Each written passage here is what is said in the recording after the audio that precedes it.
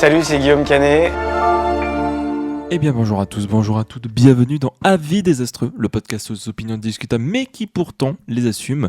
Aujourd'hui Cannes, jour numéro 11, plutôt nuit numéro 11, et puis oui parce que vous pouvez le constater, l'épisode est arrivé tôt ce matin puisque nous l'enregistrons à la veille du grand jour de la cérémonie cannoise, etc. Bref, je suis accompagné de John qui est actuellement en train de finir le montage de son émission, donc là il va vous dire coucou qui va s'entendre de très loin du micro. John, dis coucou loin du micro. Coucou. Voilà, je ne vous avais pas menti, il est loin du micro.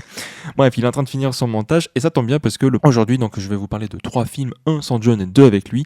Et surtout, nous allons revenir sur les pronostics et nos envies du palmarès qui arrive au moment où sort cet épisode, d'ici une petite dizaine d'heures. D'ici 15 heures quand même, si cet épisode sort à 5 heures et que le palmarès est à 20 heures. Le programme de cette sélection, eh bien comme d'habitude, je vais vous parler de un film hors compète et ensuite 2 films qui font partie de la compétition officielle. Donc le premier film, ce sera We Are Alien, un film de la quinzaine des cinéastes, et ensuite 2 autres films, à savoir Histoire de la nuit et L'aventure rêvée. Je vais commencer par We Are Aliens de Kohei Kadowaki, qui est un cinéaste japonais. Alors de ce que j'ai compris, c'est une production franco-japonaise, mais en tout cas, c'est vraiment fait dans un style d'animation japonais, etc. Et de ce que j'ai compris aussi, c'est un premier long métrage qui nous raconte une histoire d'amitié entre 2 jeunes enfants, tout au cours de quasiment 20 ans de leur histoire d'amitié. Enfin, histoire d'amitié, pas tant sur 20 ans, puisqu'il va y avoir très vite un rapport de domination, d'oubli et de harcèlement scolaire, et ensuite des impacts qu'il va y avoir dans la vie des 2 protagonistes. On va suivre donc toute la première partie du film d'un point de vue, donc celui qui est un peu mis de côté puis qui devient le harceleur, et ensuite, paf, nom du film, et là on change de point de vue, on passe de la question du harcelé, de celui qui est aimé par tout le monde et qui finit par être harcelé et être un petit peu coupé du monde. Alors c'est un film que je n'avais pas particulièrement prévu de voir parce que j'avais eu des premières images qui ne me donnaient pas particulièrement envie. Mais il y a 2-3 copains qui l'ont vu, notamment Paf, qui l'a vu et qui a dit « Ouah, putain, mais le film est trop bien, c'est un de mes gros coups de cœur de Cannes, il faut absolument que les gens le rattrapent. » Donc j'ai voulu l'écouter. Et va falloir que je fasse attention avec lui. Non, mais en vrai, je comprends totalement qu'on puisse aimer, mais moi, je vais avoir beaucoup de mal sur certains aspects. Déjà, c'est ce que j'avais repéré, et durant le film, ça s'est avéré être vrai. J'ai beaucoup de mal avec ce style d'animation. C'est un style d'animation très dessiné. Alors, vous pouvez aller déjà regarder 2-3 images qui traînent sur Internet, mais ouais, j'ai vraiment du mal avec ce style d'animation, enfin ce style de dessin puis d'animation. Alors après c'est pas inintéressant, je trouve que le réalisateur va tenter 2-3 petites idées de mise en scène, notamment avec la question du fisheye, quand un personnage est mal à l'aise ou qu'il se passe quelque chose et qu'il a besoin de l'exprimer, paf, on est sur un gros plan sur lui en fisheye et il y a les traits complètement déformés, puis de temps à autre on a vraiment l'impression d'être sur une caméra de cinéma plus que de l'animation. Alors pas comme du vieux dont je vous ai parlé hier, mais par exemple au moment il est en train de se brosser les dents et on a l'impression, toujours en cours avec cette question de fisheye, on a l'impression d'être une caméra de surveillance qui est en train de surveiller justement ce gosse en train de se laver les dents. Bref, tout ça pour dire que il tente quand même 2-3 choses au niveau de l'animation, puis outre ce premier style d'animation qui est quand même là tout du long, il y a de temps en temps des petites envolées oniriques où là le style d'animation est moins dessiné, on va dire, et plus proche d'un style d'animation qui me parle, c'est-à-dire celui dont je vous ai parlé dans In Wave ou dans Le Corset, celui plus basé sur les couleurs, sur les formes, plus qu'un trait de dessin très précis. Après au niveau de l'histoire, en fait, à part à 2-3 moments, notamment la scène de fin que je trouve vraiment belle, d'autant plus dans le contexte dans lequel elle s'inscrit, c'est pas une histoire qui me touche particulièrement. En fait, il y a 2-3 idées, encore une fois, pareil, c'est surtout un film qui, de temps à autre, a des idées que j'aime bien. La question métaphorique de l'alien, de cet autre qui nous est tellement bizarre et qu'on va rejeter à tel point qu'il est plus de notre planète, de notre point de vue. C'est pas con de parler de ces amitiés qui se délient au fur et à mesure du temps pour X ou Y raison, que ce soit pour plaire à de nouveaux copains, juste, ou alors juste on se perd de vue parce que la vie c'est comme ça, etc. Après, je pense que j'ai du mal à accrocher aux deux personnages dans la manière dont ils sont construits. Il n'y en a aucun des deux, même celui qui est harcelé, il y a un élément où est-ce que durant... en fait, ce qui va se passer, c'est qu'il va être amoureux d'une fille et il va y avoir tout un tas de situations qui fait que finalement, il ne sortira jamais avec elle. Et en fait, 10 ans plus tard, il est encore là-dessus. Et j'ai toujours beaucoup de mal avec des personnages qui sont adultes, là, donc du coup, il est censé avoir la vingtaine, et qui n'arrivent pas à passer à autre chose. Vraiment, alors, c'est compliqué de critiquer ça en tant que tel, mais ce que je veux dire, c'est que c'est une histoire d'amour qui n'a pas existé, qui date vraiment de l'école, et je trouve ça toujours fou de me dire, d'avoir ces personnages qui, 15 ans plus tard, sont toujours là-dessus. Parce que nous, en tant que spectatrices, bah, c'est pas choquant parce que vraiment c'est genre 10 minutes plus tard. Ah bah oui, en 10 minutes, je comprends qu'il soit toujours là-dessus. 15 ans plus tard, 10 à 15 ans plus tard, être toujours sur une personne qui nous a pas calculé, etc. Je comprends que ça puisse nous revenir de temps à autre, mais de là à ce qu'on considère que notre vie est pourrie parce que ça n'a pas existé, alors le film montre que ce personnage pense ça, mais à aucun moment il dit il a raison de penser ça. Mais du coup, en aucun cas, je m'attache à lui. Et pareil pour l'autre, qui du coup devient progressivement un harceleur, puis quelqu'un qui va ghoster un de ses amis. Bah, du coup, ça me donne pas envie de m'accrocher à ces personnages. En fait, aucun des deux ne me donne envie de m'investir dans leur histoire, dans leur relation. Et donc, ce qui fait que je vais ressentir des longueurs par instant. Je vais ressentir des moments où je suis pas très impliqué, d'autant plus que vu que c'est un film qui va changer de point de vue en cours de route pour nous remettre sur des situations qu'on a déjà vues, il évite quand même dans la plupart du temps d'avoir vraiment de la pure répétition, mais par instant cette répétition, bah, il peut pas vraiment s'y échapper. Et donc bah, ça donne le résultat qui fait que j'ai du mal à totalement accrocher au film. Donc que ce soit l'animation ou même l'histoire, là ce que je vais ressortir c'est les moments d'animation qui se détachent et l'émotion qu'on peut retrouver dans 2-3 scènes. Au niveau du récit, ça c'est au tout début, et c'est peut-être la partie qui m'a le plus ému, ou en tout cas le plus plu. En fait, on sent que le réalisateur essaye de retranscrire une jeunesse qui se passe dans les années 2000, et il y a des éléments spécifiques à la jeunesse de cette époque-là, mais même à la jeunesse tout court, qui sont hyper bien trouvés et hyper bien retranscrits. Ces moments où est-ce qu'on est sur ces petits trucs à bascule et qu'on essaye de tenir un petit peu entre deux. Ces moments où est-ce qu'on se fait ces petits jeux en mode ah, ok, si tu passes dans ce tunnel, enfin sous ce pont, il va falloir que tu marches d'une manière spéciale, sinon tu vas mourir, etc. Tous ces moments où est-ce qu'on n'arrive pas à se dire au revoir et on essaye de voir qui c'est qui crie le plus fort. Enfin, je trouve que le film arrive dans ses 15 premières minutes à narrer une histoire d'amitié vraiment très belle et qui peut faire écho à des vrais moments de notre amitié, de notre jeunesse et de ces amitiés naissantes. Et je trouve que là-dessus, le film arrive à mettre le doigt sur des situations qui peuvent vraiment nous retranscrire des émotions. Et là-dessus, le film est très fort. C'est vraiment sur certains petits détails qu'il arrive à nous accrocher. Et ce qui est dommage, c'est que tout du long du film, je ne retrouve pas la maestria d'écriture que je retrouvais dès au tout début. Parce que là, on était vraiment sur quelque chose de très intime et pourtant d'universel. Donc voilà, We Are Aliens, je pense qu'il va aller à Annecy. Il a déjà son public, j'ai l'impression. Donc tant mieux pour lui. Pour ma part, c'est pas du tout un coup de cœur. Je sais pas s'il a une date française, mais encore une fois, vu que c'est un film de la quinzaine des cinéastes, à partir du 10 juin dans une vingtaine de villes en France, dont Toulouse, parce que encore une fois, c'est là où la plupart des gens nous écoutent sur Avis Désastreux, qui vont reproposer la programmation de la quinzaine. Peut-être pas tous les films, mais en tout cas une bonne partie. Donc si jamais le film vous intéresse, vous aurez l'occasion de le découvrir ici. Et puis ça fait toujours plaisir de voir de l'animation au Festival de Cannes, même si encore une fois mon énorme coup de cœur ça reste Le Corset. Et grâce à la magie du montage, paf, nous avons John de retour et c'est aussi bien plus proche de son micro. Tout à fait. Toujours très proche du micro.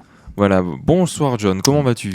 Ça va, fatigué, épuisé, content que ça se termine et heureux de rentrer à la maison et en même temps triste parce qu'on pense déjà à l'année prochaine. Oui, c'est ça. Mais bon, déjà profitons bien sûr. Voilà, de ces derniers instants. Enfin, je dis profitons. Pas toi, parce que toi, tu nous quittes juste après cet enregistrement. C'est ciao et retour à Tours. Hein. Ciao kombucha. Ciao kombucha. Qui sponsorise, Squeezie qui sponsorise l'émission. Oh là là. Alors, on va parler ensemble des deux derniers films de la compétition. On va commencer par L'Aventure rêvée. Je ne sais pas du tout ce que tu en penses, mais je suis bien curieux parce que bon, moi j'ai déjà un avis sur le film. Donc, L'Aventure rêvée donc de Valeska Grisebach, qui avait fait Western avant et d'autres films, j'imagine, qui donc nous raconte l'histoire d'un homme qui est dans un endroit. J'ai pas réussi, j'ai l'impression que c'est la Turquie, mais je suis pas sûr parce que en fait, on parle beaucoup de C'est frontières. proche de la frontière turque, ouais. Voilà, c'est ça, proche de la frontière turque, pardon, dans lequel il a l'air de un peu plonger dans des trucs de mafia, tout ça. Et puis à un moment, il va disparaître et il avait repris contact avec une ancienne amie qui va essayer de se mettre à sa recherche.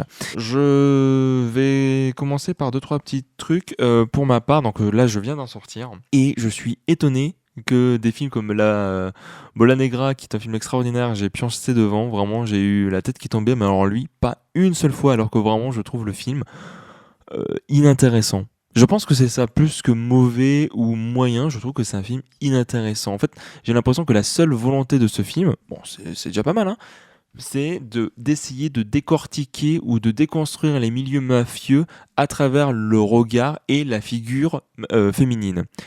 Et c'est normal, c'est une réalisatrice, etc. Sauf que, est-ce que tu as vraiment besoin de 2h50 pour ça? Surtout quand, d'ici ces 2h50, je trouve pas qu'il y a particulièrement de scènes qui me marquent, de personnages que je trouve intéressants, d'idées de mise en scène qui sont impressionnantes. Enfin, c'est un film dans lequel je me laisse porter, enfin même pas porter, enfin juste il passe à travers moi, il y a rien que je retiens. John, je ne sais pas quel est ton avis, mais... Eh ben moi, il est différent du tien. Ah bon, bah tant mieux, tant mieux. Non, c'est pas un grand film. Pour ma part, moi, j'avais pas vu Western, donc son premier film.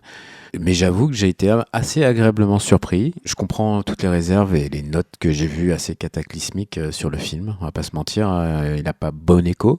Mais j'ai bien aimé ce voyage, en fait, tout simplement avec. Ah oui, c'est sûr, c'est un voyage là. C'est vraiment un long voyage. J'avoue, il faut dire une chose. L'acteur principal qui est interprété par Suleiman Aliov Letifo, il a une prestance devant la caméra. Je suis d'accord, il a une gueule. Il a une gueule. C'est elle aurait fait un film entièrement sur lui. Il n'y aurait pas eu de souci. Et c'est vrai que, comme tu dis, on le cherche à un moment donné. Moi, ce que moi j'avais hâte, c'était de le retrouver. Parce qu'il s'éclipse volontairement du film. Au départ, en plus, moi, je me suis quand même posé plein de questions. Et c'est ça qui est intéressant. Il y a quand même une petite intrigue, un petit mystère qui flotte à travers le film. Parce que comme quand il disparaît, en fait, tout simplement, on le retrouve dans une boîte de nuit. Il va commencer à danser avec avec une femme, en fait, tout simplement. Ouais. Et il y a une personne qui l'a connu il y a plus de 20 ans, donc qui est au bar, et qui lui dit, bah, donc, entre guillemets, t'as les couilles de revenir dans le quartier, dans le coin, après tout ce qui s'est passé, quoi. Parce qu'il a eu des démêlés avec d'autres familles, voilà. Donc, il y a cet esprit mafieux qui plane, évidemment, dans cette région. Mais pas la mafia comme chez Scorsese, hein. Là, c'est plutôt la mafia avec des brouettes et du gravier dans les poches, quoi. Voilà. Donc, mais moi, j'ai été séduit de ce voyage et j'ai pas vu le temps passer.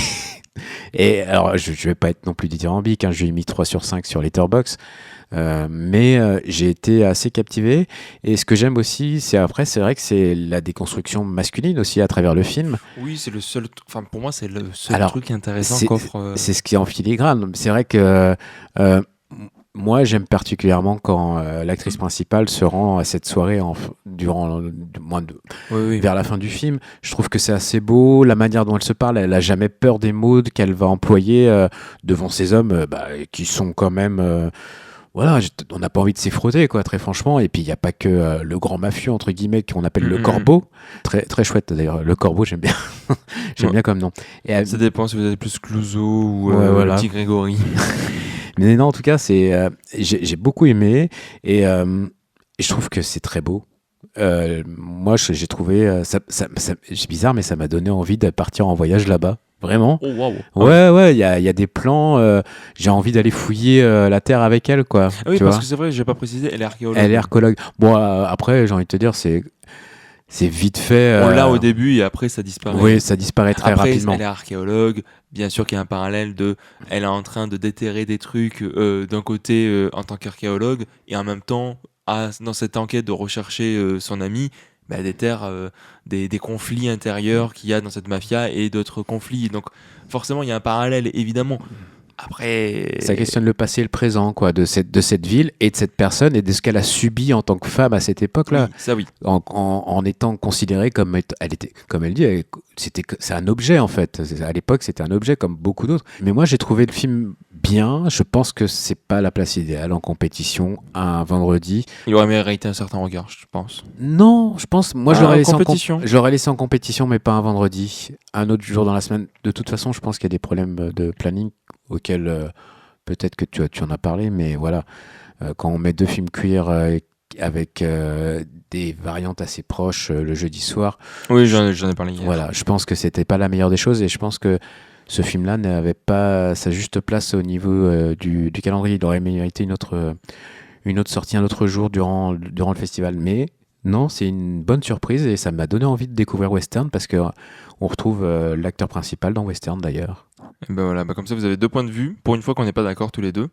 Et ouais, et juste, tiens, je suis en train de le noter. J'ai beaucoup de mal avec le montage des dialogues. Je trouve que en fait, j'ai l'impression qu'elle s'est rendue compte que son film était beaucoup trop long.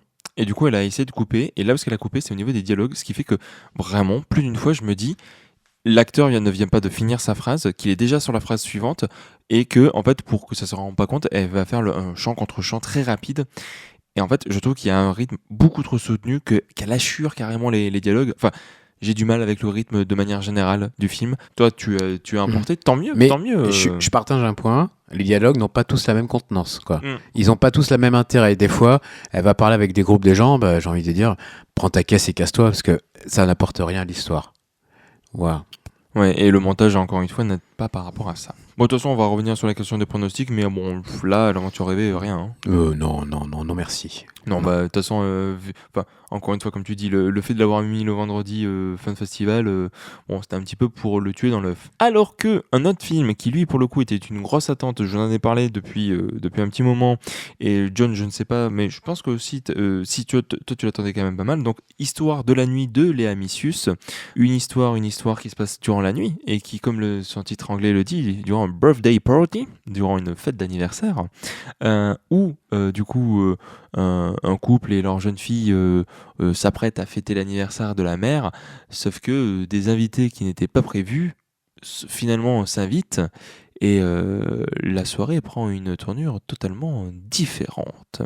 Alors John, c'était une attente pour tous les deux. La question que j'ai envie de te poser, est-ce que le film est à la hauteur de ces attentes ? Oh que oui. Ah et ben, putain, on est sur l'émission parce qu'on n'est pas d'accord là.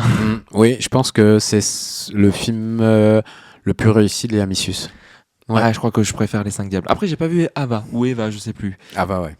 Je préfère Les 5 Diables. Et pourtant, je suis le premier déçu. Hein. Je m'attendais vachement, mais je sais plus si c'était avec toi ou avec quelqu'un en disant ça va être Les 5 Diables, mais avec une histoire plus tenue et ça va être parfait.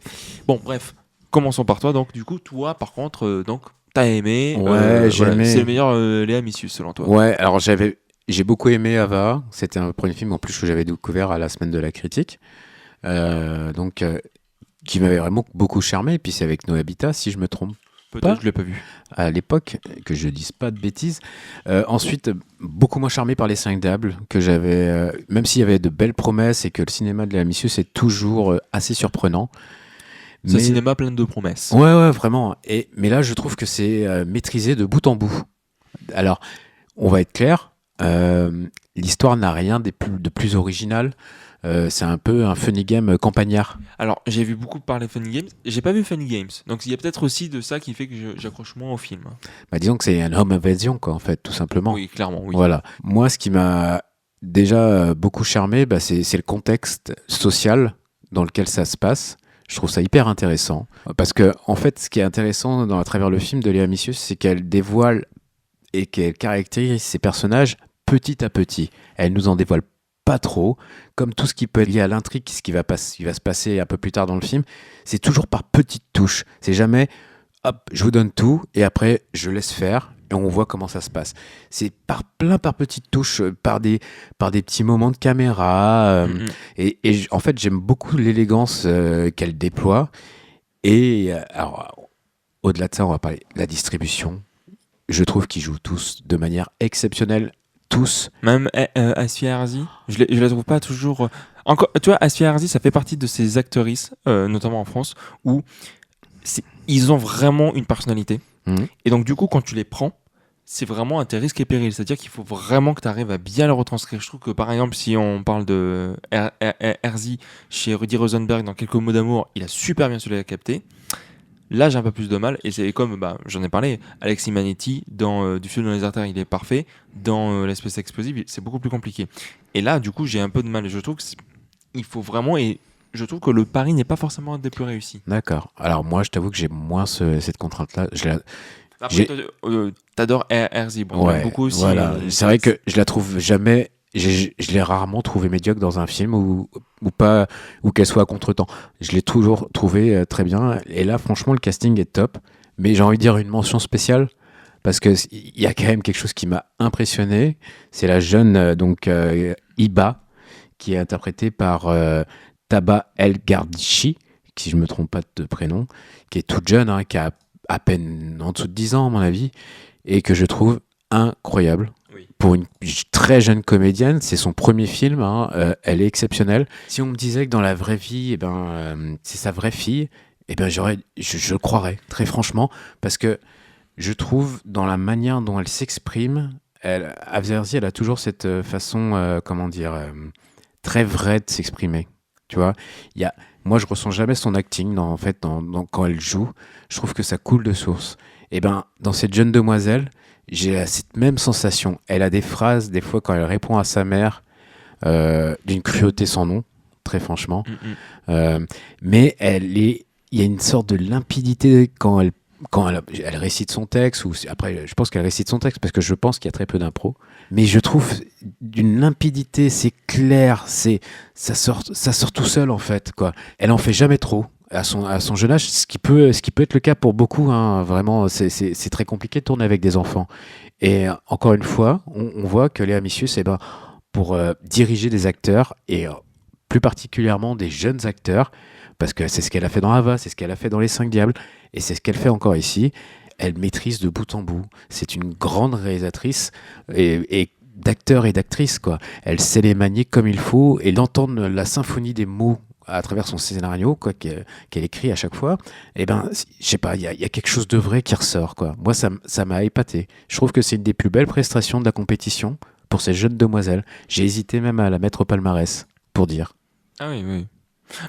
Bon, là, je sais qu'on fait un pas de côté, mais encore une fois, si on doit parler de très jeunes actrices, Laurie D. Rosenberg, Quelques mots d'amour. Je l'ai pas vu malheureusement. Voilà, parce que là, je trouve que en termes de direction d'actrice, de toute façon, c'était déjà le cas dans ses précédents films, c'est quelqu'un qui est très doué. Sur l'histoire de la nuit, alors oui, je vais te rejoindre au niveau du casting de manière générale. Moi, un que je vais adorer, et bon, je l'aime beaucoup, mais là, je sens qu'il s'éclate, et ça fait du bien de le voir, c'est évidemment c'est Benoît Magimel, et je me suis fait une réflexion, et tu vas voir si tu as la vision. Benoît Magimel, durant ce film, je l'ai vu par instant, j'ai vu des petites mimiques, j'ai vu un petit grain dans sa voix, et je me suis dit, si un jour il y a un biopic sur Christophe, il faut que ce soit Magimel qui l'interprète. Christophe, le chanteur. Hein. Le chanteur. Tu lui mets la petite moustache, tu teins les cheveux. Magimel, il ferait un Christophe parfait. Après, je pense que Magimel peut tout jouer, très franchement. Est-ce qu'il pourrait jouer Cadmerade ? Non. Mais est-ce que Cadmerade peut jouer Benoît Magimel ? Je pense que oui. Je pense que oui. C'est ma hot take, et après on revient sur Histoire de la nuit. Je pense que Cadmerade est un acteur sous-estimé. Je pense que bien utilisé, il peut être capable de grandes choses. Oui, dans Baron Noir. J'ai pas vu Baron Noir, mais évidemment. Bref, Histoire de la nuit. Alors effectivement, moi il y a des trucs qui vont me plaire dans ce film. Déjà, il y a un truc que j'aime bien, et tu vois, là je viens de voir un copain qui dit le film n'a rien à raconter, alors que je trouve que pas du tout, qu'il n'y a pas de thématique, c'est pas un film absent de thématique. Il y a un truc que j'aime beaucoup, alors je vais le relier que aux 5 Diables. J'ai pas vu Ava, mais il y a une chose qui me plaît dans ces deux films, c'est que elle raconte toujours l'histoire d'une mère, ou en tout cas d'une femme qui a un passé trouble dont on ne sait pas grand chose, et que ensuite tout va être révélé à travers l'enfant qui va devenir témoin de toutes les choses du passé de sa mère, et c'est là où est-ce que je trouve que les films sont forts, va un peu être comme hanté, comme maudit, et donc va répéter les actions de ses parents. Et c'est un truc que je retrouve dans Histoire de la nuit et dans 5 Diables. Et c'est ce que j'aime bien, c'est il y a une certaine comment dire, fatalité qui s'inscrit dans le cadre de ces récits. Ça, c'est un truc que j'aime beaucoup. Tout comme il y a aussi autre chose que j'aime bien. Alors, encore une fois, bah, tu vas pouvoir le confirmer avec Ava. J'aime bien qu'on ait un film français qui ne soit pas à Paris. Parce que là, des films français, on s'en est tapé hein, durant cette édition. Je sais pas trop qu'est-ce qui lui est passé à Thierry. Il voulait que la France ait une palme. Donc il a mis 15 films français dans la compétition. J'exagère peut-être pas 15. Et alors putain, Paris, on l'a vu en long, en large, en travers. C'est bon, moi je me suis bouffé Paris là. J'ai l'impression de prendre le RER à chaque fois que je vais à Cannes. On connaît tous les arrondissements. Oui, on connaît tous les arrondissements. Donc du coup, un film français qui se passe en dehors de Paris. Et j'ai l'impression que c'est pareil. Les 5 Diables, c'était pas à Paris. Ava, du coup. Alors, que je dise pas Aïe, de aïe, bêtises, je crois que c'était en Normandie. Ah bah donc pas Paris. Et Je puis, crois. ce fait de filmer un peu la ruralité, si on peut dire, bah, c'est accompagné par la superbe photographie de Paul Guillaume, qui était déjà là lors des 5 Diables, que je trouve plus beau. Mais voilà, c'est quelque chose, c'est très. Enfin, en termes d'éclairage, donc je crois qu'on est sur de la pellicule à nouveau. Je trouve qu'il y a une manière de filmer certaines ombres, certaines obscurités. Pareil, la première apparition de Monica Bellucci, c'est à travers le reflet d'une vitre, donc elle est quelque chose de très spectral, etc. Enfin, j'aime beaucoup le soin qu'il y a à la direction artistique et bah, les thématiques qu'on peut retrouver. Maintenant, face au film en lui-même, effectivement, c'est un home invasion. C'est un film qui va être sur des petites roulettes par instant. Il y a des jeux de tension qui sont pas mal, notamment quand tu as des personnages qui s'ajoutent à cette soirée, qui c'était pas prévu. Donc le film va être constamment sur un entre-deux, sur une tension sous-jacente et ensuite clairement assumée. Puis il va y avoir différents niveaux de domination, les parents envers l'enfant, ses invités envers d'autres invités, etc. Enfin, je trouve que le film va créer des situations mais je sais pas, je trouve que l'ensemble du film est moyen. Mhm. D'accord. Est-ce que c'est par les tropes qu'il utilise sur le Home Invasion? Est-ce que c'est comment il va faire évoluer les relations des personnages? Comment, du coup, ces gens qui s'incrustent, je trouve qu'à un moment, il y a un switch sur la fin de Benoît Magimel qui est beaucoup trop rapide, qui passe d'un point A à un point B. Alors, c'est toujours sous-jacent, mais là, il y a un moment où je trouve que ça va un peu trop vite. Je sais pas, je trouve que le film a un, deux, trois cases qu'il n'arrive pas à cocher, tu vois. Moi, je trouve qu'il y a un truc qui maîtrise vachement bien, c'est que dès qu'ils sont tous ensemble dans la pièce, j'aurais rajouté 10 minutes ensemble, tous ensemble dans la pièce, quand il y a tout le monde, les invités, et qu'il y a la présence de Benoît Magimel. Comme je te dis, moi j'aime beaucoup comment ça se distille. Tous les petits, tous les petits points qui correspondent à chaque personnage, la façon dont elle les caractérise et la façon dont elle emmène ça petit à petit, par exemple, que ce soit par une musique, par des objets. Il y a quelque chose, il y a quelque chose de très juste. Moi, ça m'a beaucoup plu en fait, tout simplement. Alors peut-être parce que c'était un peu film idéal pour finir Cannes, parce que c'était mon dernier film. Et puis surtout, il est pas long, quoi. Merci. Il est pas long, et c'est vrai qu'un film de moins de 2h50, c'est quand même fort agréable. Moi, j'avais oublié ce que c'était, hein, très franchement. Donc, j'aurais dû mettre Faserland là. Ouais, mais franchement, moi, ça m'a impressionné parce que je le trouve le film. Carré du début à la fin, quoi. T'as pas l'impression qu'il tourne un peu en rond? Parce qu'en fait, du coup, même si je trouve qu'il aurait pu mériter de rajouter des minutes pour nourrir les relations en termes de récit, putain, à un moment, je trouve que le film tourne en rond, quoi. Je suis d'accord. 10 minutes de plus, moi, j'aurais pas dit non. Très franchement. Ça dépend où tu les mets, en vrai. Mais moi, comme je te dis, quand ils sont tous ensemble, c'est à ce moment-là que ça m'intéresse le plus. Et peut-être un peu allongé sur cette fin aussi, qui est, je dirais pas abrupte, mais c'est vrai que tout se termine assez rapidement. Ouais, trop. Mais elle a un soin du cadre. Moi, je trouve ça très beau, quoi. Les derniers plans du film sont vraiment d'une grande élégance, mais même s'il y a d'autres moments. Il me faut penser un peu à Hit. Je sais pas s'il y a une inspiration, mais je trouve que franchement, il y a un peu de Hit. En dehors du fait que Hit, sur la scène de fin, en fait, ça va constamment jouer avec la lumière qui apparaît, qui disparaît. Là, il faut imaginer que la lumière reste, mais après, je trouve qu'en termes de découpage, en termes de cadrage, vraiment, ça m'étonnerait pas qu'il y ait du Michael Mann qui l'ait inspiré pour ce film. Et juste un petit mot, parce qu'il faut revenir sur lui quand même, parce qu'il joue super bien. Le personnage qui du nom de Beg, Alan Delay, qui joue un peu, on va dire entre guillemets comme ça, la personne qui a été enfermée pendant quelques années, on peut dire chez les fous, entre guillemets. Il est formidable dans le film. La façon dont il s'exprime, sa démarche, sa manière de penser, je trouve ça super intéressant. Et même la relation qu'il noue, entre guillemets, avec Monica Bellucci, que je trouve vraiment bien dans le film. Ça me fait plaisir de la revoir dans un film comme ça. C'est parce que je trouve qu'elle est... On la voit pas souvent en ce moment, hein, faut dire ce qui est. Et ben, je la trouve vraiment bien, quoi. Et moi, ça m'a passionné de les voir tous les deux en train de se raconter la vie sur un canapé. Ouais, c'est vrai que la dernière fois qu'on l'avait vue, c'était pour. Alors, je sais qu'elle a joué dans Butterfly Jam, mais sinon, c'était dans Beetlejuice. Mon Dieu. Oui, voilà. Après, sinon, non, elle tourne pas mal, mais elle a l'air de surtout tourner dans des films italiens un petit peu. Enfin, là, la filmographie que je suis en train de regarder, là, c'est un peu n'importe quoi. Eh ben, ça fait longtemps que je l'avais pas vu dans un bon film français. Oui, ça c'est clair. Parce que faut pas cracher dessus. Évidemment, on va rien lui donner. Moi, je lui donnerai rien. Mais sur la fin de l'année, quand tu y repenseras, eh ben, tu te diras que le monsieur, c'est quand même très fort.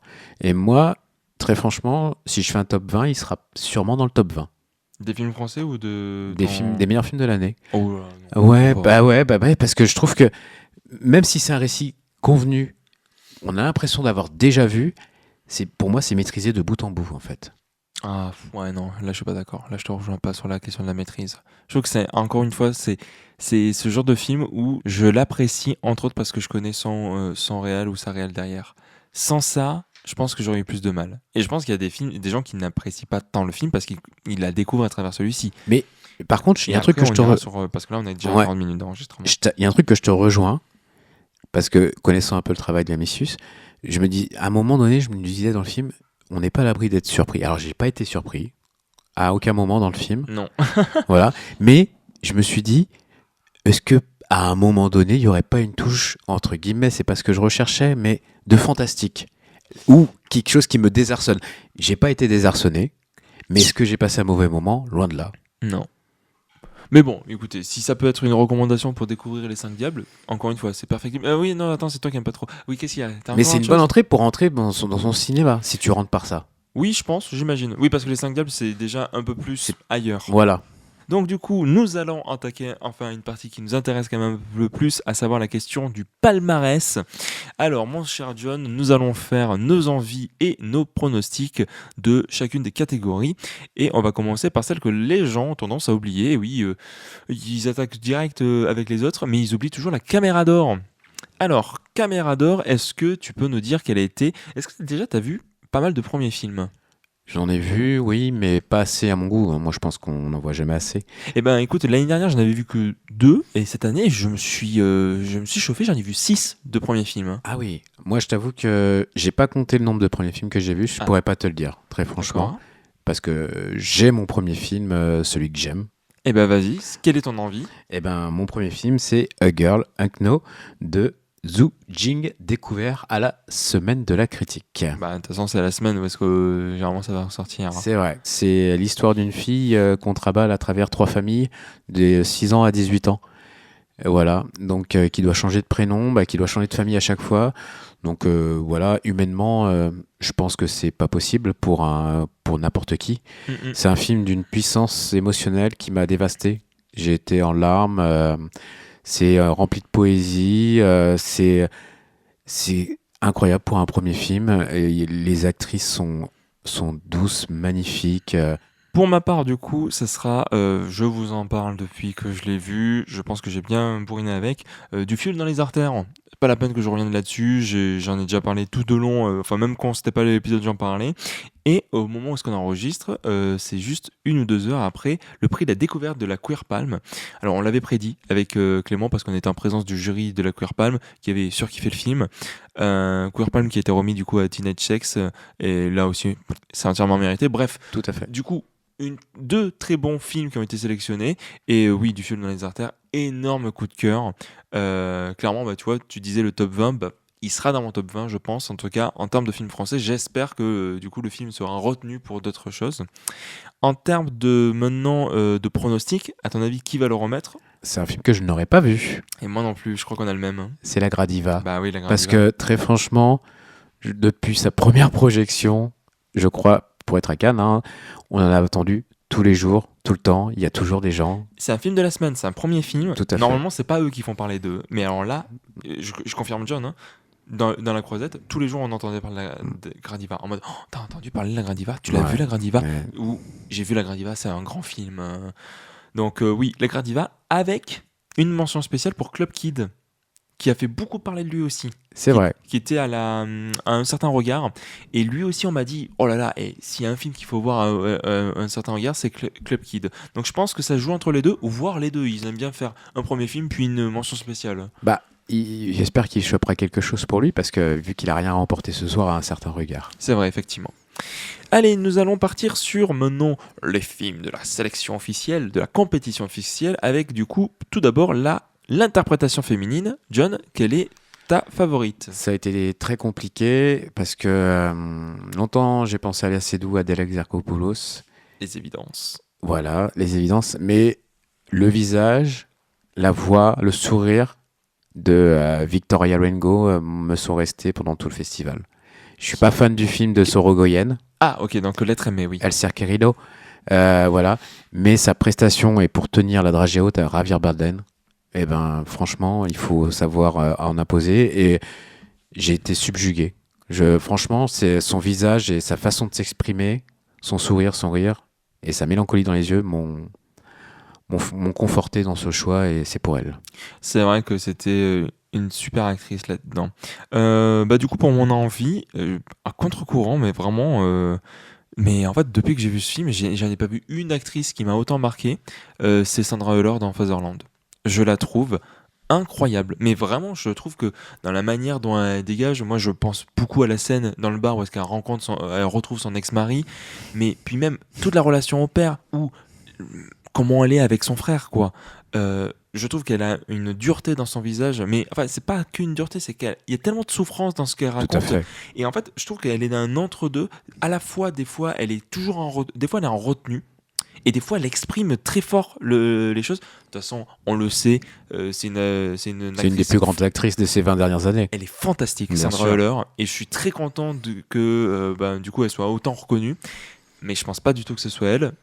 Mon pronostic, et après du coup je te le passe, mon pronostic c'est Adèle Exarchopoulos dans Garance, parce que porte littéralement le film, et déjà ça serait pas du vol, déjà si elle le prend. Je suis d'accord. Et clairement en fait c'est soit elle, soit Léa Seydoux dans Gentle Monster qui ont fait parler d'elle, mais je pense que Adèle a fait un peu plus parler d'elle, et je pense que le jury va être séduit par sa prestation.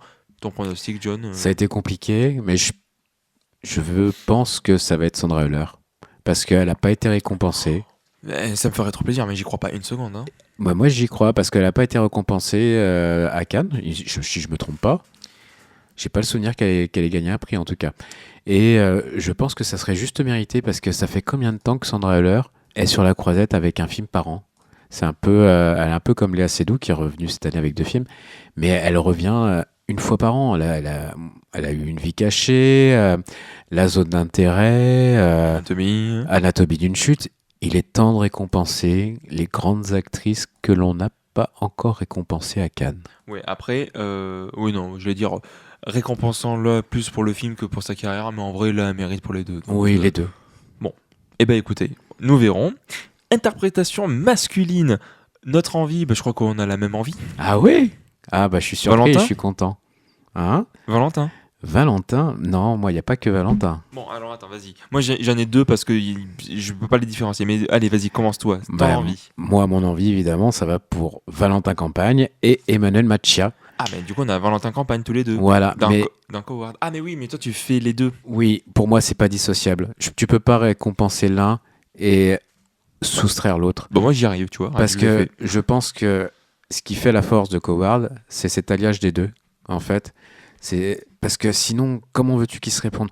Évidemment qu'il y en a un qui est celui qui est un peu plus enjoué, qui est interprété par Valentin, je crois, si je ne me trompe pas. Oui, il est extraordinaire. C'est une extraordinaire révélation. Lui, à mon avis, il va falloir qu'il prépare son planning parce qu'il risque de tourner énormément. Il est exceptionnel. On pourrait avoir peur. Hein, il a un visage. Tu parlais de la gueule du. Voilà, il porte quelque chose. C'est sa présence, sa prestance. Et surtout, j'ai envie de dire, c'est quand même très casse-gueule parce que jouer, entre guillemets, la folle de service en temps de guerre, la façon dont il s'exprime, moi je trouve que c'est incroyable parce qu'il n'en fait jamais trop. Oui, oui, c'est Il toujours très trouve naturel. toujours le juste milieu. Et quand il part dans des grandes folies, il sait toujours redescendre au bon moment. Non, franchement, les deux, On y croit toujours, oui. ah ouais, moi franchement, c'est un gros coup de cœur, c'est une révélation, les deux. Et du coup, il fallait quand même que je le place. Parce que voilà, je pense énormément à lui aussi, Adam Driver dans Paper Tiger. Alors, j'entends les gens qui disent c'est Adam Driver qui, comme on a l'habitude de le connaître, etc. Mais il a un charisme comme il en a rarement eu au cinéma. Et puis, encore une fois, cette phrase de je vais bientôt quitter le pays, combien de temps? Longtemps. La manière dont il a de dégager cette réplique, non, pour moi, Driver, enfin, du coup, un des deux, je serais mais trop content. Pour moi, vraiment, plus Valentin, parce que c'est une vraie révélation, mais Adam Driver, ça serait bien aussi qu'il mérite, Mm. ne serait-ce que pour Annette. Après, encore une fois, Annette a eu prix de la mise en scène et on récompense pas pour la carrière, comme on vient de le dire. Voilà. Ton prono? Eh bien, mon prono, le jury va choisir Javier Bardem. Eh ben, ça serait bien en vrai aussi. Hein. Parce que je pense que rien que pour ce qui s'est passé, mais à côté du cinéma, Tu dirais la signature pour Bolloré? voilà, il Moi, n'y c'est pas le a, seul. y a Hein. pas que ça, mais pour tout son engagement envers, oui. envers la Palestine aussi. Oui, ah oui, c'est un des Et acteurs les plus voilà. qui ouvre le plus sa gueule, c'est sûr. Hein. Voilà, et il a pas peur, et comme il dit, il a jamais autant tourné en ce moment, donc bon, tant mieux pour lui, j'ai envie de dire, parce que les projets reviennent. Mais il est très fort, hein, on va dire. Même si je suis pas un grand fan du film de Sorogoyen, je trouve qu'il y a plein de choses qui me débectent dans le film, mais lui, sa présence est incroyable, quoi. Il y a des scènes, il est au cinéma, donc courez le voir, mais il y a des scènes fantastiques dans le film. Oui, bah ne serait-ce que les 15 premières minutes. La scène du repas dans les 15 premières minutes et la scène du repas dans le film. Oui, les deux scènes de repas, oui. Voilà. Moi, je mise une pièce sur des retours. Je l'ai pas encore vu, je le rattrape demain, du coup, sur Gilles Lelouch en moulin. Alors, ça fait un peu... Gilles Lelouch ou Gilles Lelâche? Ah, alors la grande question, Je- effectivement. Pardon. Bah écoute, je verrai. Tu sais que du coup, je vais voir le film post Gilles Lelâche, donc vraiment, Peut-être il est de revenu Gilles Lelouch. j'y vais à reculons. Bon, normalement demain je le vois en 35, donc je suis quand même content. Mais est-ce que la polémique a pas un peu entaché son... Je sais que c'est déjà arrivé que des polémiques. Bah, la dernière en date à laquelle on pense, c'est Lars von Trier, avec du coup cette fameuse Mélancolia. phrase sur Hitler qui fait que du coup il a raté la palme et que du coup ça a été pris de l'interprétation pour Kristen Dunst. Est-ce que ça va être pareil pour Gilou? Je pense que c'est moins fort, évidemment. C'est beaucoup moins fort, bien C'est sûr. beaucoup moins fort, mais évidemment, ça n'aide jamais.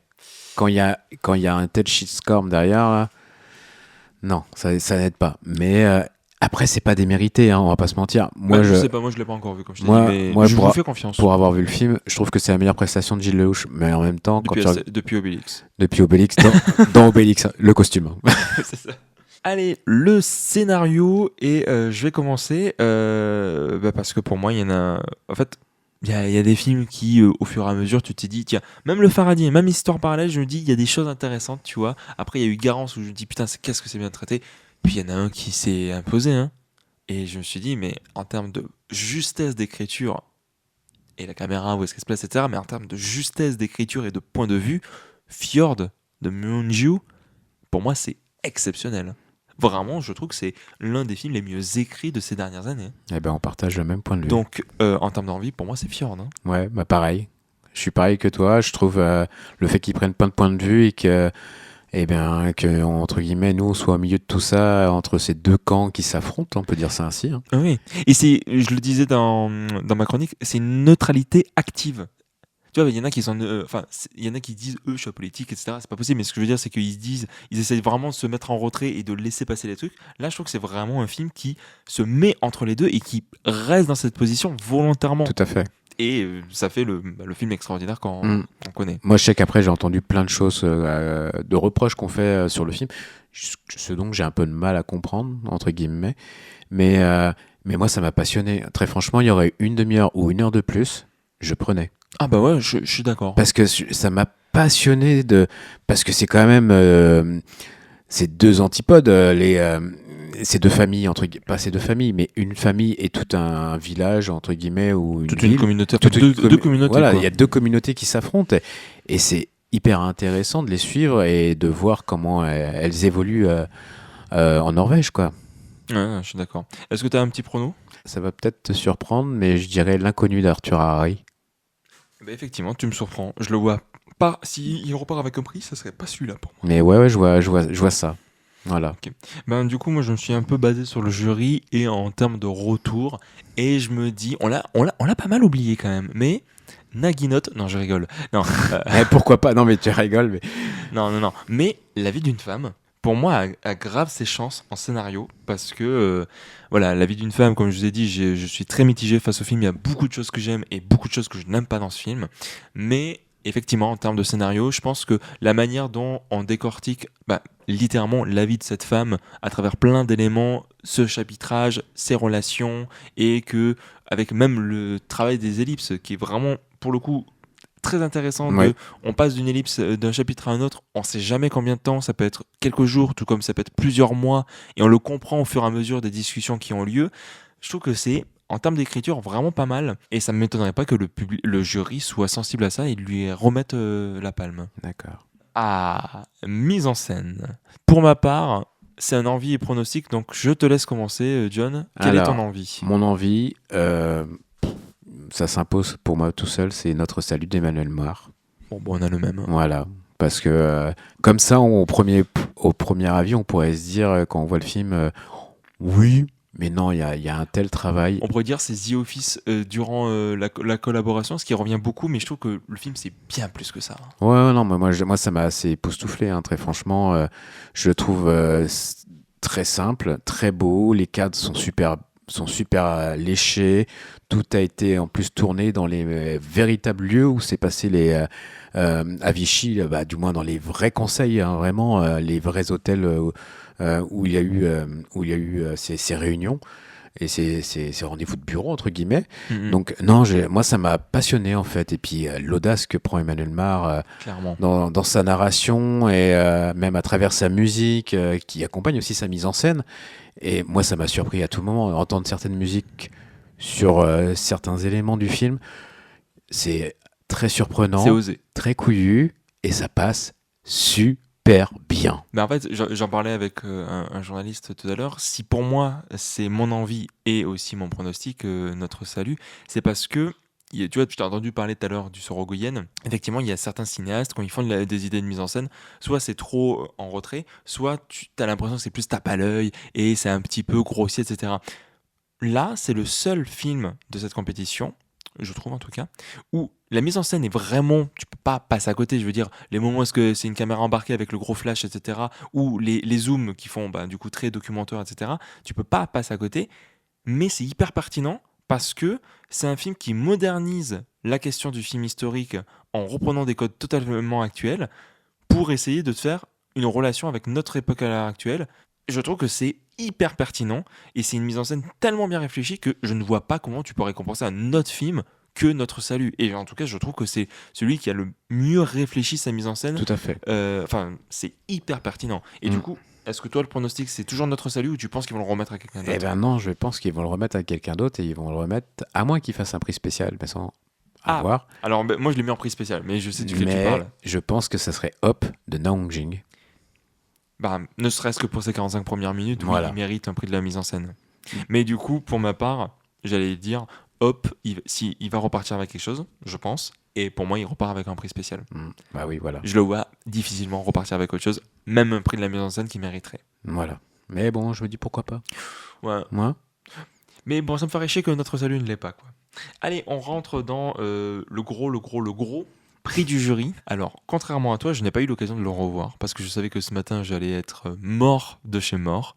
Donc, peut-être qu'en le revoyant, il aurait été plus haut. Mais déjà, avec l'heure dans le nez que je me suis tapé pour le tout début, le film m'a beaucoup marqué. C'est évidemment La Bola Negra, qui est un film somptueux, opératique, grandiose dans ses émotions, grandiose dans sa narration, qui déploie tellement de choses impressionnantes. C'est un film d'une grande générosité. Bref, je ne fais que éloge, et puis bon, j'en ai littéralement parlé hier.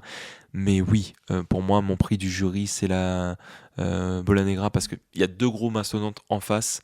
Mais oui, ça serait la Bola Negra. Toi, du coup, ton... Ouais, bah, je te rejoins à 100%. Hein. Moi, pour l'avoir revu une deuxième fois, mon prix du jury, c'est aussi La Bola Negra. Ah, ouais.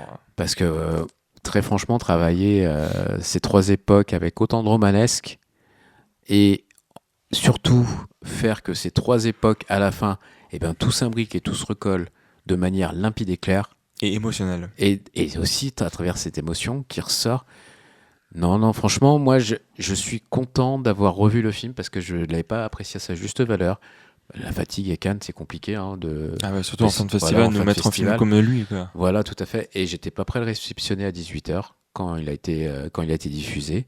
Et j'ai senti que j'étais passé à côté de quelque chose. Et quand je l'ai revu ce matin, je crois que j'ai pas fait presque, j'exagère, pas un clignement d'œil, mais j'ai pris un plaisir monstrueux à le revoir. Et là, je me suis dit, non, un film comme ça, on peut pas passer à côté.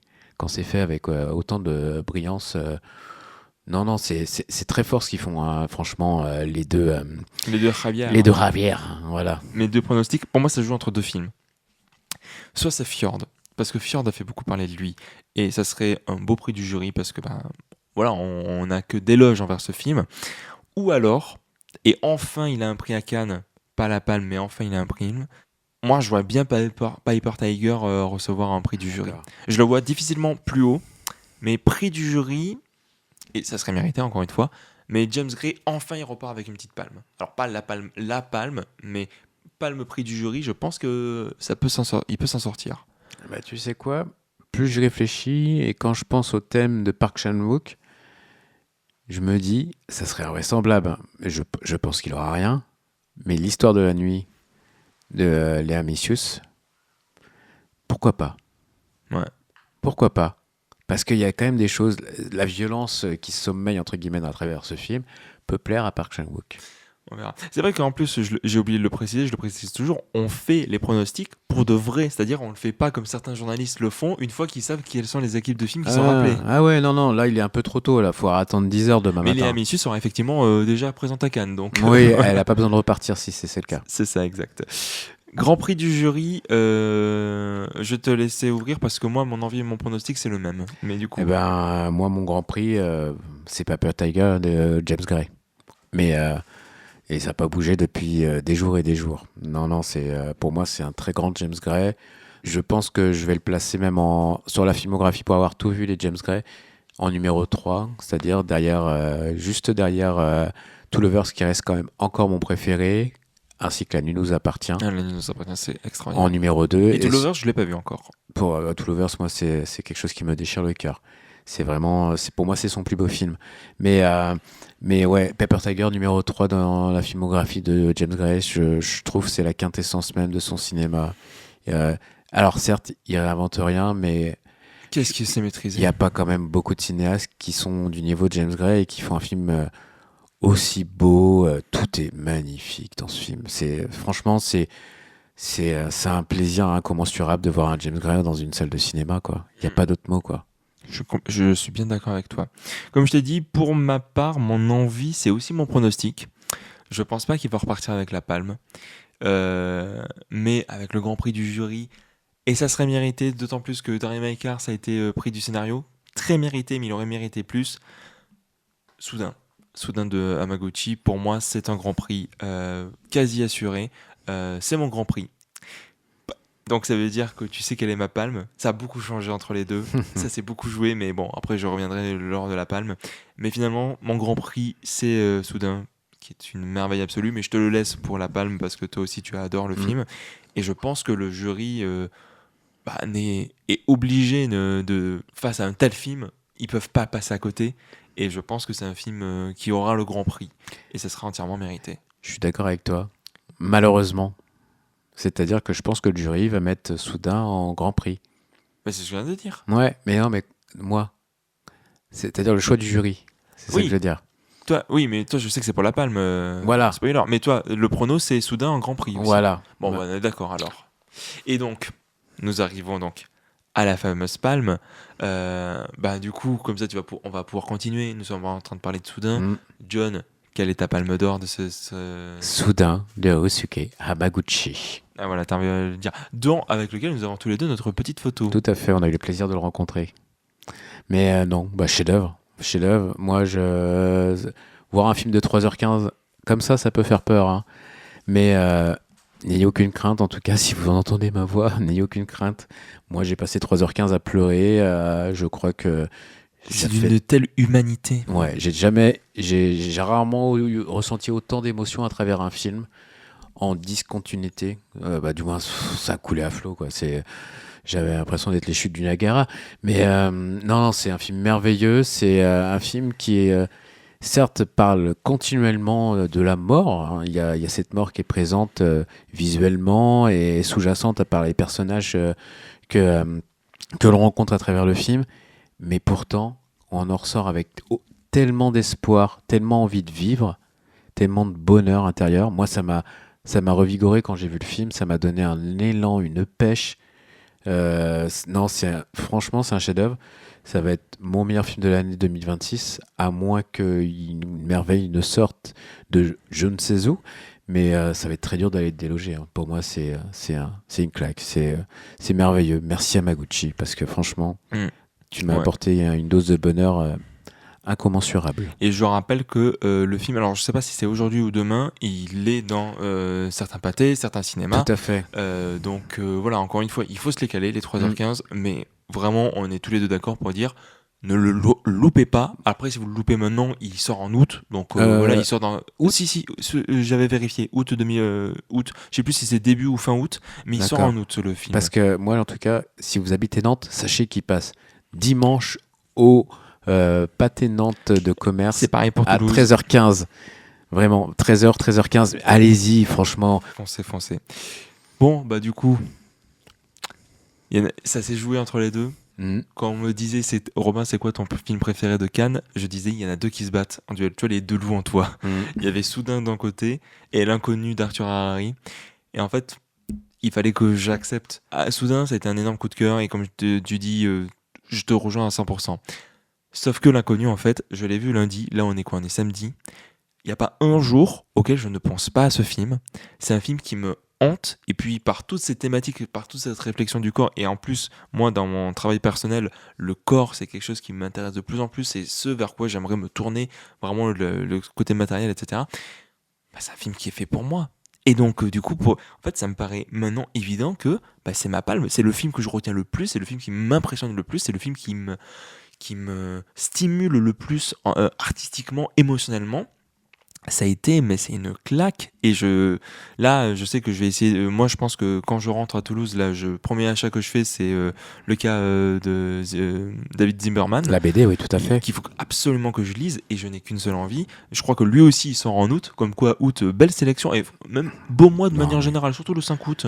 C'est une date comme ça que j'ai choisie. Voilà, aucune pensée en arrière-plan. Là aussi, c'est un film que je vais revoir, et je vais revoir avec tellement de plaisir. Vraiment, surtout comme au premier visage, je trouve que c'est pas possible de saisir tout ce dont veut te parler le film. Je suis d'accord. C'est un film qui aura plein de trucs à décortiquer, etc. Enfin, c'est une des palmes. S'il gagne la palme, mais ça serait une des palmes les plus stimulantes qu'on aurait eues. Et les plus inattendues. Oui, et c'est pour ça on que. On va pas se mentir. C'est comme si le jury nous disait c'est le nouveau film de Koreeda qui a la palme samedi soir. Là, j'avoue que je serais sur les fesses et. C'est le seul que j'aurais pas vu, donc j'aurais la haine. J'aime beaucoup Koreeda, mais j'avoue qu'il le mérite tellement pas pour ce film. Mais pour mon pronostic, je me suis basé sur le jury. Je me suis dit, ok, on a qui ? On a du coup Demi Moore, on a Chloé Zhao, on a Park Chan-wook, on a Diego Cervantes. Donc on a différentes personnalités, différents styles, etc. Donc je me dis, ok, quel film pourrait essayer de satisfaire un petit peu tout le monde, mais qui a marqué les esprits ? Et pour moi, il y en a un qui fait l'évidence. Et pourtant, on l'a vu en toute fin de festival. Et je le tente, hein. Palme d'or, pronostic, La Bola Negra. Bah oui, pareillement, je pense pareil que toi.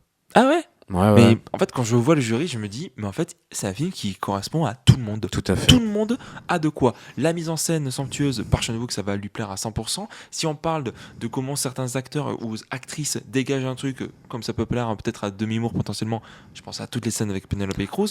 Là, le côté queer pour Diego Cervantes, assumé, ça y est, en plein dedans. Je trouve que c'est le jury. Tout le monde peut trouver quelque chose dans ce film. Le côté romanesque, c'est ce qu'adore Chloé Zhao aussi. Hein. Donc, oui. Et puis, non, franchement, de toute façon, je pense que la Bola Negra, si elle n'a pas un minimum, un prix, peu importe, hein, mais si l'équipe du film ne revient pas samedi soir, ça serait une très grande surprise. Alors après, ça va dépendre parce que la presse française a beaucoup de mal avec ce film, ce qui me dépasse totalement. C'est un peu partagé. J'ai revu certains avis, ça a l'air d'être un peu mieux. Mais oui, c'est vrai que la presse étrangère, c'est très enflammé. Vraiment, et au-delà de s'enflammer, pour eux, c'est rendez-vous aux Oscars déjà directement avec leur ronde serviette sur la table. Ouais, du coup, je me demande si c'est pas lui qui va gagner le prix de la presse internationale. Le prix prescrit, qui est vraiment le prix que j'attends plus que la Palme même. Ouais. Mais ou le Soudain. De toute façon, je pense que ça soit Soudain ou la Bola Negra, j'imagine aucunement qu'ils repartent Fanny. C'est pas possible. Du moins, dans un monde, je pense qu'on a été au cinéma comme le jury et on a vu les mêmes films. Il y a quand même des films qui se démarquent. Toute la compétition, on n'a pas vu 22 chefs-d'œuvre. Hein. Donc, Oula, clairement pas. Non, voilà. C'était une compétition plutôt faible, mais avec de très grands moments. Moi, je la trouvais. Je dirais pas qu'elle était faible. Moyenne, pardon. Oui, c'est vrai. Faible, c'est exagéré. Je dirais que. Après, je pense que c'est toujours compliqué de faire une compétition, hein, très franchement. Évidemment, il y a des films qu'on a déjà oubliés, c'est pas qu'ils sont mauvais, quoi, mais qui sont à 3 étoiles ou 3,5 sur 5. Et si on cherche évidemment les grands films, comme La Bola Negra, comme Soudain, évidemment, nous, on est les plus sur du 4, 4,5, 5. C'est sûr. Et ces films-là marquent, mais c'est pour ça. Et puis, bon, on ressent aussi l'atmosphère dans les salles. Moi, dans la salle Lumière, c'est vrai que La Bola Negra, c'est pas trompe-l'œil hein, de dire qu'il y a eu plus de 20 minutes d'applaudissements. Moi, je suis sorti très rapidement de la Projo. Parce que tu avais un film juste après, voilà, et puis j'avais juste après. Demain, ça aurait fini ensemble. Voilà, ouais, complètement. Là, parce que 20 minutes d'applause, et pourtant j'applaudis hein, au Théâtre Lumière pour y être assez régulièrement, mais 20 minutes, c'est énorme. Voilà. Donc, mais non, ils vont avoir un prix, je l'espère et je leur souhaite surtout, parce que je pense que c'est important de célébrer ces grands artistes de demain. Pour certains, parce que Ryusuke Hamaguchi, c'est pas un des plus connus, hein, on va pas se mentir. Il a peut-être eu une nomination aux Oscars. Et pour les deux garçons de La Bola Negra, Et de Javier. les deux Javier, à part La Messia, ils ont fait des films, certes, mais plus ou moins restés de niche, quoi, très secrets. Pas beaucoup de gens l'ont vu, quoi, leur précédente œuvre. C'est toute la beauté de Cannes. C'est Voilà. Cannes. Mettre en lumière les artistes de demain. Voilà, les propulser. Voilà. On pense enfin, la première à laquelle je pense, c'est Coralie Farja. Sans Bien Cannes, sûr. Coralie Farja, elle aurait plus de carrière. Ouais. Et puis regarde même quelque chose, Justine Triard, Ah bah oui. c'est pas pour rien avec comment elle va être quand on va la recevoir l'année prochaine quand elle sera en compétition. Avec Fonda. Voilà. Bref, écoute, on a une très grosse émission. Là, même si je fais pas mal de coupes, je crois qu'on a 1 heure. D'accord. C'est pas mal, hein, 1 heure là. Ouais, c'est pas mal. Là, il est 2h30. Je vais attaquer le montage direct. Je ne sais pas à quelle heure je me couche. Dieu merci, je n'ai qu'un film demain. Il est à 15h, donc ça va. John, je te remercie beaucoup d'être venu. Finalement, tu étais venu plus que l'année dernière. Parce que l'année dernière, tu étais venu qu'une seule fois. Là, tu es venu quand même 2-3 fois. Avec donc, plaisir. Les gens auront l'occasion de retrouver ton travail à travers le lien qui sera dans la description. Voilà. Nous, il nous reste encore un épisode parce que je vous parlerai de Moulin et je reviendrai sur le palmarès avec un peu plus rapidement qu'aujourd'hui pour dire grosso modo si je suis content ou pas, qu'est-ce qu'il y aura à dire de ce palmarès. Et puis voilà, Cannes c'est bientôt fini. Il y a une pointe, un petit peu de tristesse et il y a une pointe de soulagement. J'ai tellement hâte de retourner sur Toulouse et de dormir. C'est le truc dont j'ai le plus hâte. Et aussi, c'est quoi à dire, de manger des légumes. Parce que je te jure des trucs sains. T'en as marre des sandwichs? Mais mec, j'en peux plus. Non mais ouais. Aujourd'hui, j'ai mangé une pizza, il y avait 2-3 bouts de champignons. J'ai pleuré de joie. Non, j'exagère. Mais j'étais vraiment des légumes. Non, mais c'est vrai que on mange sainement, mais en fait, c'est disproportionnel par rapport à la qualité des films. C'est-à-dire que on voit ce qu'il y a du meilleur de cinéma, mais alors par contre, on mange les pires merdes possibles. Ouais, voilà. C'est vrai que quand on a la chance d'aller 1 ou 2 ou 3 fois dans le restaurant durant la quinzaine, c'est vraiment avec grand plaisir et c'est là qu'on peut profiter. Sur le pouce, quoi. C'est horrible. Bref, écoutez, nous on se retrouve demain. John, encore merci à toi. Ça a été un plaisir. Rentre bien et puis merci. j'espère de tout cœur à l'année prochaine. Hein. N'espère pas. À l'année prochaine. À l'année prochaine alors. Ciao. Salut.